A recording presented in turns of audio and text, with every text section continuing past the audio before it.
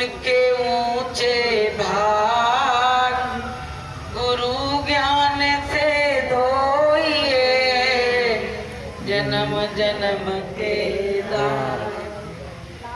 प्रेमियों, ये बड़ी शुभ घड़ी होती है जब सब प्रेमी इकट्ठा होके अब उस प्रभु की, उस परमात्मा की याद करते हैं। क्योंकि इस कलकाल में जीव का स्वभाव इतना चंचल हो गया है कि उसको भाव भक्ति की बातें अच्छी नहीं लगती। वो ये सोचता है हर वक्त चंचलता की बात हो, चुगली चपाटी की बात हो तो हमको आनंद आए। लेकिन आप सब लोग बड़े सौभाग्यशाली हो कि इतनी गर्मी में इतनी दूर दूर से आके और सत्संग के लिए आप बैठ जाते हैं। गुरु महाराज ने कहा कि सन्मुख होए जीव में जब जन्म कोट अगो नासे तब ही। गुरु महाराज कहते सामने आके बैठो, सन्मुख आओ।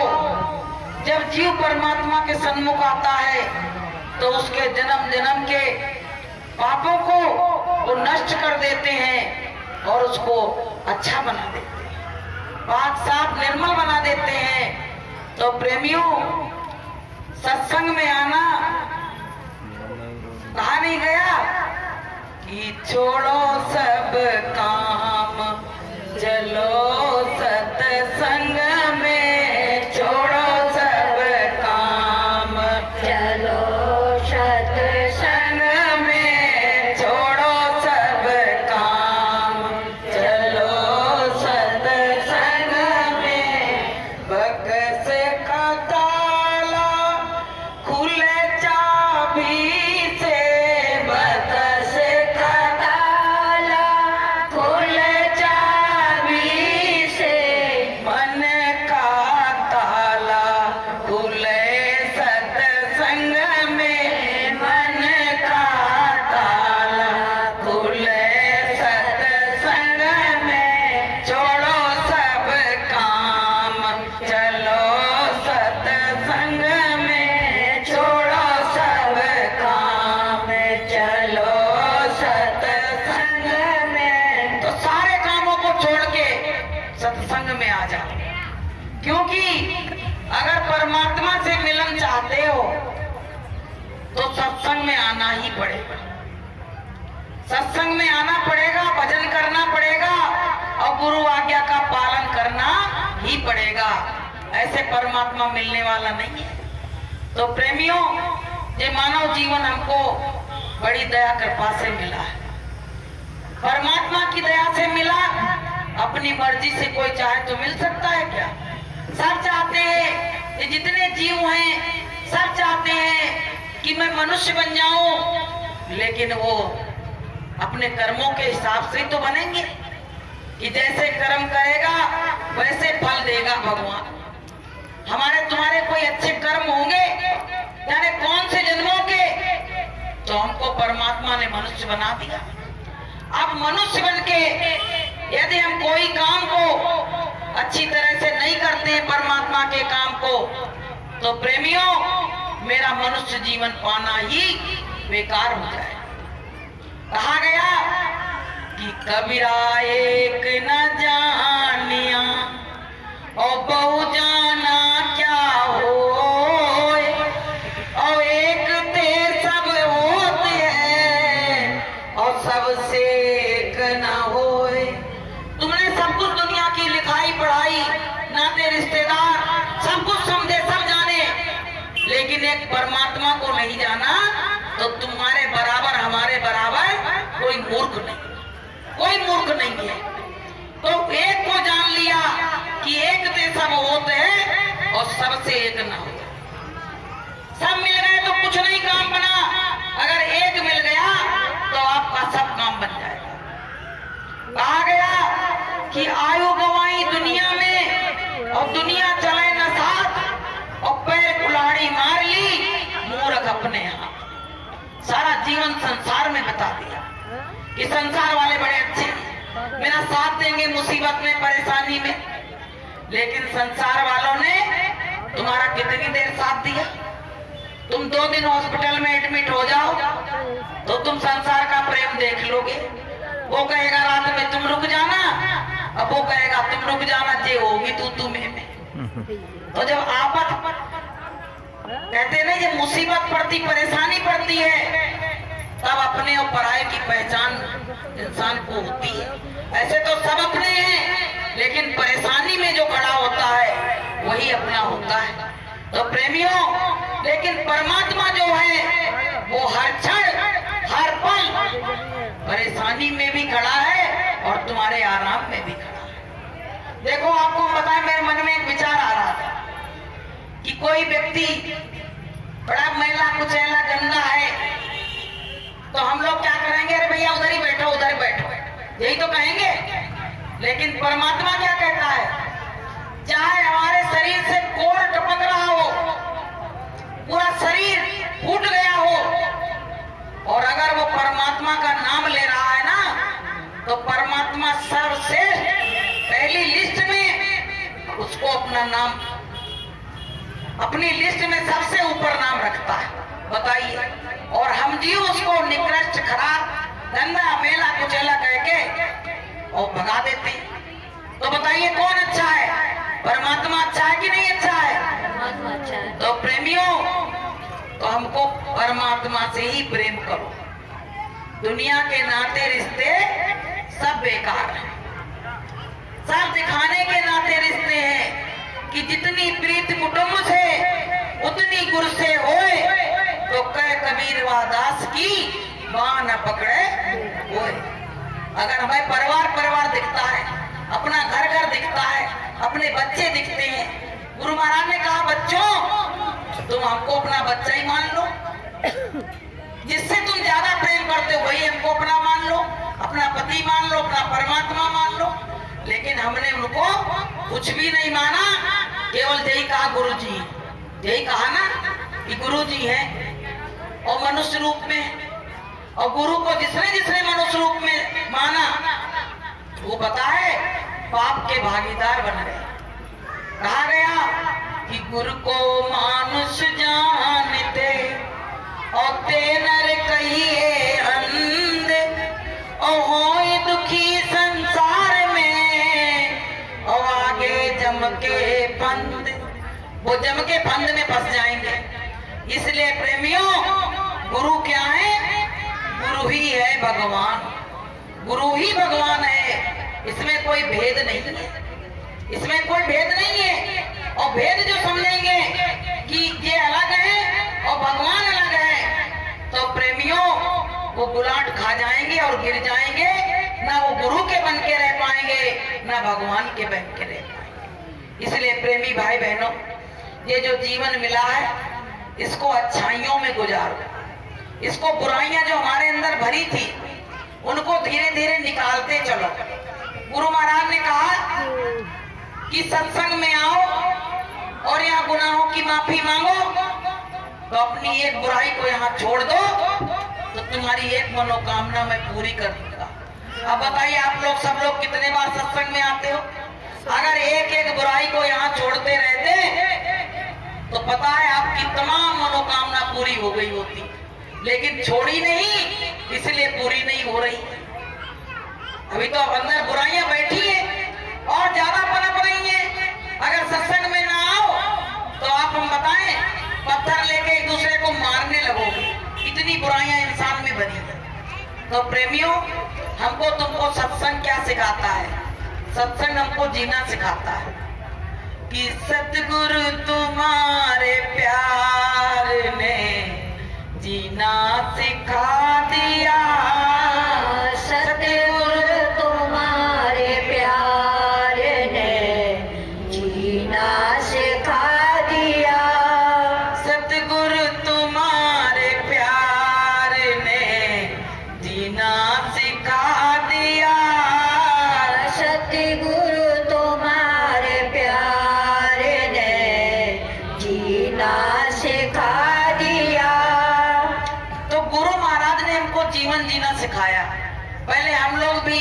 जैसे उस दिन बैल लड़ते हुए आए थे ना, एकदम पंडाल फाड़ के घुस गए थे। हम लोगों का स्वभाव ये था कि किसी ने कुछ कहा नहीं कि उस पे बाहर करने के लिए भगते थे कि मारो इसको, गाली दो जी। लेकिन उल्टा हो जाता है, कोई तुमको गाली दे रहा है, तुम उसको भी गाली दे रहे हो। तो पता है कबीर साहब ने इसके लिए बहुत बढ़िया बात कही है कि आवत गाली एक है और उलटती भई अनेक, और कह कबीर मत उलटिए और रहे एक की एक। अगर कोई कुछ कह भी रहा है तो शांत हो जाओ थोड़ा सा। जब क्रोध शांत हो जाएगा तो वो खुद अपना गुनाह कबूल कर लेगा कि मेरी गलती थी, मुझको ऐसा कहना नहीं चाहिए, उसमें गर्म था, दिमाग मेरा गर्म था, मैं बोल गया। तो प्रेमियों, अब तो कुछ लोगों का स्वभाव बदल गया है। अब तो कुछ लोगों का स्वभाव ऐसा हो गया है कि कोई कुछ कह देता तो कहते चलो कोई बात नहीं है, क्रोध में कह दिया, अब थोड़ी कहेगा। तो बताइए, सत्संग में आने से तो मन बदला?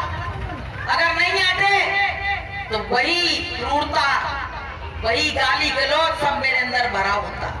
तो धीरे धीरे हमारे विकार परमात्मा निकाल रहा है। जैसे डॉक्टर दवा देता है, कहता धीरे धीरे तुम्हारी बीमारी सब सही हो जाएगी। ऐसे प्रेमियों, सत्संग हमको जो सिखाता है कि आते रहोगे। ये सत्संग क्या है? एक कल्प वृक्ष। कल्प वृक्ष क्या होता आपको मालूम है?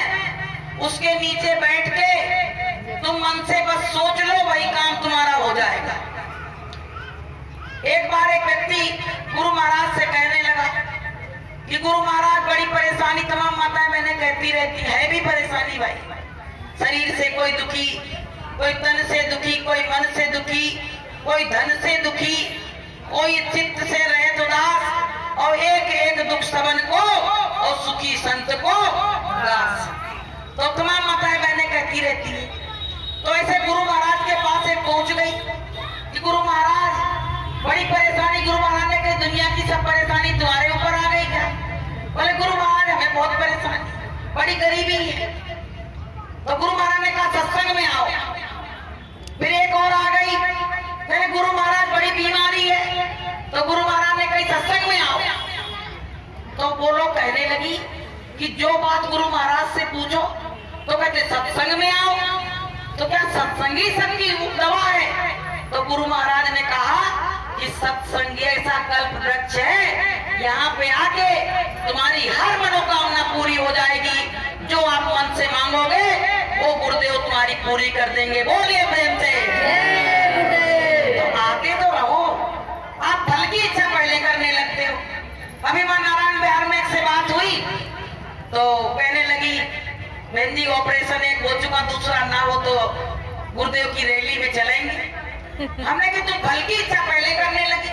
अरे आओ तो पहले उसके लिए तुम एक कदम बढ़ोगे तो वो कहता मैं तुम्हारे लिए 10 कदम बढ़ने के लिए तैयार हूं।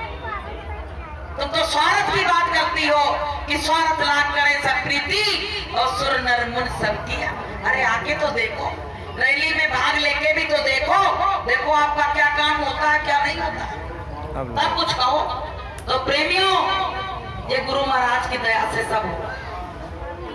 ये जो कुछ भी हो रहा है, ना मैं कुछ कर रही हूँ ना आप कुछ कर रहे हो, सब वो दौड़ा रहा है और आप दौड़ रहे हो। जैसे कोई बैलगाड़ी में चलता जब है तो बैल नहीं दौड़ता है, उसकी मार पड़ती है, उसको हाँकने वाला कोई और बैठा है तो वो गाड़ी को दौड़ाता रहता है। तो वो बैल सोच रहे हम दौड़ रहे हैं, नहीं उसको दौड़ाने वाला अगर वो गाड़ी को हाँके नहीं तो गाड़ी चलेगी नहीं, वही बैठा रह जाएगा भाई। ऐसे हम लोग बैल हैं गुरु महाराज के, गुरु महाराज हमको हाँक रहे हैं तो हम लोग भग रहे हैं। कोई कह रहा मेरे पैर में दर्द, कोई कुछ कह रहा। अरे ये शरीर एक दिन जल के खाक हो जाएगा, इससे कुछ अच्छा काम कर लो, परमात्मा की भक्ति कर लो तो ये काम आएगा और कुछ काम आने वाला नहीं है। इसलिए भैया जितनी सांसें हैं जो सत्संग में जा रही हैं वही सांसें बस तुम्हारे लिए वहां गिनी जा रही हैं, और तो सब बेकार। कहा गया कि सांस सांस सुमिरन करो और वृथा श्वास मत खोए और ना जाने या श्वास को फिर हवन होए न होए। बहुत लोग कहते हैं अरे अच्छी भली सोई, जगाने गए तो उसमें चेतन ही खत्म हो गई। अब बताओ वो क्या जान रही थी कि मुझको मरना है, लेकिन वो आ गई मौत की शहजादी, ले गई उसको बुला के। अब क्या कर लोगे? अच्छा एक बार बताएं, यहाँ लोग केस लड़ते हैं, तमाम तरह के वो आरोप लगाते हैं, लेकिन आज तक परमात्मा पे किसी ने आरोप लगा पाया? कई बार घरों से चोरी हो गई, लेकिन जब व्यक्ति के अंदर से चोरी हुई तो उसको तो कोई नहीं पकड़ पाया। कि एक दिन होत महल में चोरी, एक दिन होत महल में चोरी, आवत जात लख नहीं कोई, आवत जात लखे नहीं कोई, हो गई चोर में चोरी, हो गई चोर में चोरी, एक दिन होत महल में चोरी। एक दिन होत महल में चोरी, बाहर बाकी मैया रोवे, बारवाकी मैया रोवे, पैर पकड़ी रोवे गोरी, पैर पकड़ रोवे गोरी, एक दिन होत महल में चोरी। एक दिन होत महल में चोरी। तो पता है आज तक इस महल से जो चोरी हुई उसको कोई नहीं जान पाया, और वैसी चोरी के लिए तो तमाम वहाँ पुलिस पे जाते हैं, वहाँ रिपोर्ट लिखाते हैं, दुनिया का काम करते हैं, लेकिन इस चोरी को आज तक कोई जान नहीं पाया, कोई नहीं जान पाया। तो प्रेमियों, इसमें जो जीवात्मा बैठी हुई है वो परमात्मा की अंश है, कि ईश्वर अंश जीव अविनाशी और चेतन अमल सहज सुखरासी। ये हमारी जो जीवात्मा है इसमें बैठी है, तभी तक जे काया का भरोसा करो, और जब जीवात्मा निकल गई तो जे काया धराम से जमीन पे गिर जाएगी, चाहे जितनी सुंदर देह हो, चाहे कुछ भी हो, सब कुछ खत्म हो जाएगा उसी समय। तो हमको तुमको क्या करना है? सत्संग के सहारे से चलते रहो, चलते रहो, जहाँ कलई दिखे वहाँ चलते रहो।